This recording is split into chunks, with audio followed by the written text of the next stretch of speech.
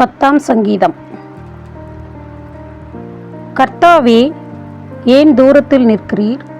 ஆபத்து நேரிடுகிற சமயங்களில் நீர் ஏன் மறைந்திருக்கிறீர்? துன்மார்க்கன் தன் பெருமையினால் சிறுமைப்பட்டவனை கடூரமாய் துன்பப்படுத்துகிறான். அவர்கள் நினைத்த சதிமோசங்களில் அவர்களே அகப்படுவார்கள். துன்மார்க்கன் தன் உள்ளம் இச்சித்ததை பெற்றதினால் பெருமை பாராட்டி பொருளை அபகரித்து தன்னைத்தான் போற்றி கர்த்தரை அசட்டை பண்ணுகிறான். துன்மார்க்கன் தன் கர்வத்தினால் தேவனை தேடான். அவன் நினைவுகள் எல்லாம் தேவன் இல்லை என்பதே. அவன் வழிகள் எப்பொழுதும் கேடுள்ளவைகள். உம்முடைய நியாய தீர்ப்புகள் அவன் பார்வைக்கு எட்டாமல் மிகவும் உயரமாயிருக்கிறது.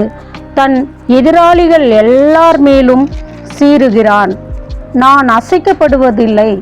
தலைமுறை தலைமுறை தோறும் தீங்கு என்னை அணுகுவதில்லை என்று தன் இருதயத்தில் சொல்லிக் கொள்ளுகிறான். அவன் வாய் சபிப்பினாலும் கபடத்தினாலும் கொடுமையினாலும் நிறைந்திருக்கிறது. அவன் நாவின் கீழ் தீவினையும் அக்கிரமமும் உண்டு. கிராமங்களில் ஒளிப்பிடங்களில் பதிவிருந்து மறைவிடங்களிலே குற்றமற்றவனை கொல்லுகிறான். திக்கற்றவர்களை பிடிக்க அவன் கண்கள் நோக்கி கொண்டிருக்கிறது. தன் கெபியில் இருக்கிற சிங்கத்தை போல மறைவில் பதிவிருக்கிறான். ஏழையை பிடிக்க பதிவிருந்து ஏழையை தன் வலைக்குள் இழுத்து பிடித்து கொள்ளுகிறான். திக்கற்றவர்கள் தன் பலவான்கள் கையில் விழும்படி அவன் பதுங்கி கிடக்கிறான். தேவன் அதை மறந்தார் என்றும் அவர் தம்முடைய முகத்தை மறைத்து ஒரு காலம் அதை காண மாட்டார் என்றும் தன் இருதயத்திலே சொல்லிக் கொள்ளுகிறான்.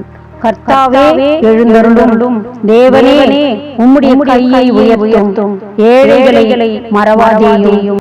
துன்மார்க்கன் தேவனை அசட்டை பண்ணி நீர் கேட்டு விசாரிப்பதில்லை என்று தன் இருதயத்தில் சொல்லிக் கொள்வானேன்? அதை பார்த்திருக்கிறீரே, உபத்திரவத்தையும் குரோதத்தையும் கவனித்திருக்கிறீரே. நீர் பதிலளிப்பீர். ஏழையானவன் தன்னை உமக்கு ஒப்புவிக்கிறான். திக்கற்ற பிள்ளைகளுக்கு சகாயர் நீரே. துன்மார்க்கனும் பொல்லாதவனுமாயிருக்கிறவனுடைய புயத்தை முறித்துவிடும். அவனுடைய ஆகாமியம் காணாமற் போக மட்டும் அதை தேடி விசாரியும்.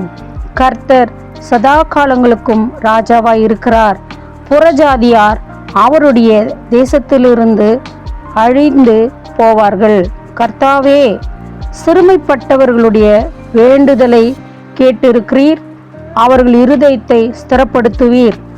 மண்ணான மனுஷன் இனி பலவந்தம் செய்ய தொடராதபடிக்கு தேவரீர் திக்கற்ற பிள்ளைகளுக்கும் ஒடுக்கப்பட்டவர்களுக்கும் நீதி செய்ய உம்முடைய செவிகளை சாய்த்து கேட்டருளுவீர்.